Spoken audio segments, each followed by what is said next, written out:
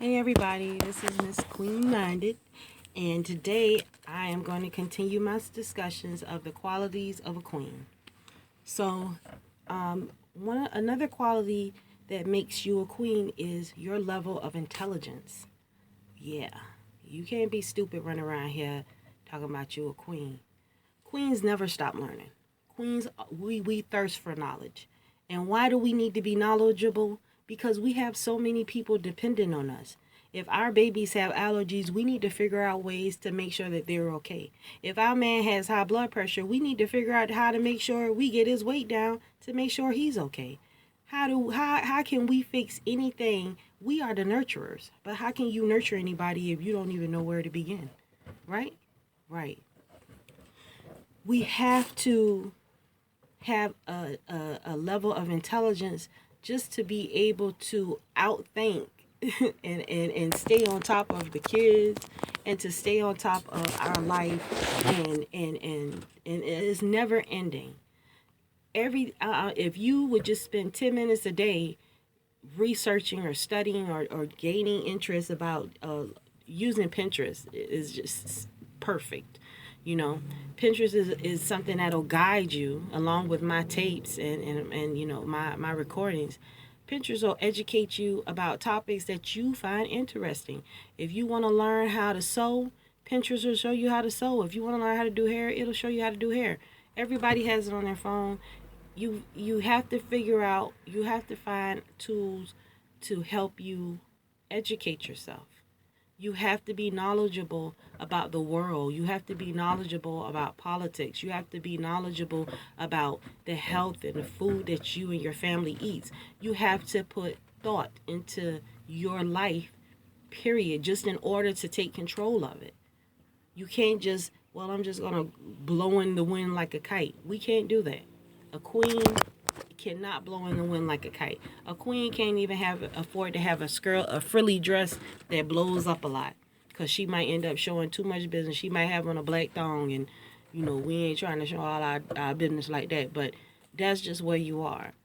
You have to have knowledge of, you have to build up a level of intelligence so that you can help your kids move forward. A lot of times we fall behind with technology and we don't educate our brains, and then we get upset when the kids know more than we do.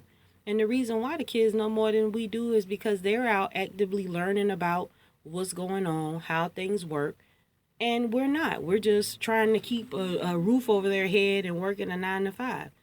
Even if you do work a 9 to 5, there's always ways you can sneak in time to educate yourself. If once you get into bed at night, right before you go to sleep, turn the TV off and get online and do some research. Research anything in Google. I mean, you can find anything in Google.